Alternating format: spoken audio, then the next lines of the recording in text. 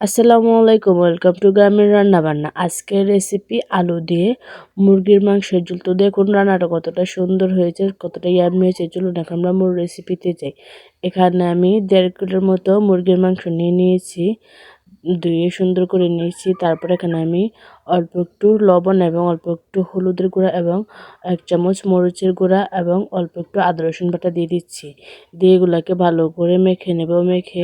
তারপর এখানে আমি একটা কড়াই বসিয়ে দিচ্ছি, কড়াইতে তেল দিয়ে দিচ্ছি। দিয়ে এখন আমি তেলটাকে একটু গরম করে নেব। তেলটা যখন একটু গরম হয়ে আসবে এ পর্যায়ে আমি সবগুলো মুরগির মাংস এখানে দিয়ে দেব। দিয়ে আমি সুন্দর করে এই মাংসগুলোকে আস্তে আস্তে ভেজে নেব। এই রান্নাটা মুরগির মাংসটা আমি কিন্তু ভেজে করতেছি, যেহেতু আমি মুরগির ঝোল রান্না করতেছি আলু দিয়ে, তার জন্য আমি মাংসটাকে ভেজে ভেজে রান্না করতেছি। তো আমি এখন এই মাংসটাকে সুন্দর করে লাল লাল করে ভেজে নেব। মাংসটাকে যে দেখুন এরকম লাল, যখন লাল হয়ে যাবে এই পর্যায়ে আমি মাংসটাকে উঠিয়ে নেব। আপনাদেরকে দেখিয়ে দিচ্ছি যে এরকম যখন লাল হয়ে যাবে আপনারা এই পর্যায়ে মাংসটা উঠিয়ে নেবেন। তারপর একইভাবে আমি বাকি সবগুলো মাংস ভেজে নেব। যে আমার আরও যা মাংস ছিল এগুলো আবার দিয়ে দিচ্ছি। এভাবেই কিন্তু আমি সবগুলো মাংস লাল লাল করে ভেজে নেব। আর আমি কিন্তু এটা ঢাকনা দিয়ে ডেকে ডেকে মাংসগুলো ভেজে নিচ্ছি, যাতে মাংসটা ভিতর দিয়ে কুক হয়ে যায় ভাজার মাধ্যমে। তো আমার সবগুলো মাংস ভাজা হয়ে গেছে। এ পর্যায়ে আমি যে আলুগুলো দিব এই আলুগুলোকেও সুন্দর করে ভেজে নিচ্ছি। আমি আলুগুলোকেও একটা ঢাকনা দিয়ে ডেকে ডেকে কিন্তু ভেজে নিচ্ছি, যাতে আলুগুলো ভিতর দিয়ে সিদ্ধ হয়ে যায়।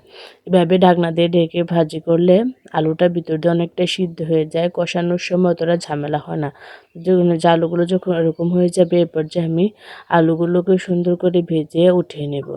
তো আমার আলুগুলো ভাজা হয়ে গেছে, এ পর্যায়ে উঠিয়ে নেব। বাকি তেলটার মধ্যে আমি এখানে পেঁয়াজ কুচি দিয়ে দেবো। এখানে আমি 1 কাপের মতো পেঁয়াজ কুচি দিয়ে দিচ্ছি। তারপর এখানে দিয়ে দিচ্ছি আমি 3টা তেজপাতা, কয়েকটা এলাচ এবং কয়েকটা দারচিনি দিয়ে তারপর এখানে আমি যখনই পেস্টটা একটু লাল লাল হয়ে যাবে এ পর্যায়ে এখানে আমি 2 চামচের মতো আদা রসুন বাটা দিয়ে দিব। আদা রসুন বাটাগুলোকে সুন্দর করে ভেজে এখানে আমি একটু পানি দিয়ে দেবো। তারপরে একে একে সব মশলাগুলো দিয়ে দেবো। এখানে আমি 1 টেবিল চামচ মরিচের গুঁড়া, 1 টেবিল চামচ হলুদের গুঁড়া, 1 টেবিল চামচ জিরার গুঁড়া এবং 1 টেবিল চামচ ধনিয়ার গুঁড়া দিয়ে তারপর এখানে আমি 2 টেবিল চামচ মুরগির মাংসের মশলা দিয়ে দিব।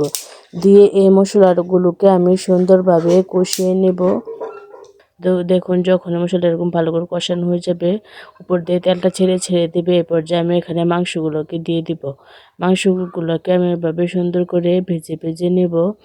একটু কষিয়ে 5 মিনিট পর কষানোর পর এখানে আমি আলুগুলোকে দিয়ে দিব। আলুগুলো দিয়ে আমি এই মাংসটাকেও কিছুক্ষণ কষিয়ে নেব। তারপর এখানে আমি অল্প একটু পানি দিয়ে দিব। পানি দিয়ে আমি এই মাংসটাকে একটা ঢাকনা দিয়ে ঢেকে দেব সিদ্ধ হয়ে যাওয়ার জন্য। আমি যেহেতু ভেজে রান্না করতেছি, অনেকটা তখনই সিদ্ধ হয়ে গেছে, তার জন্য এখানে আমি বেশি পরিমাণে পানি দিইনি সিদ্ধ হওয়ার জন্য। অল্প একটু পানি দিয়ে আমি মাংসটাকে সুন্দর করে সিদ্ধ করে নিচ্ছি।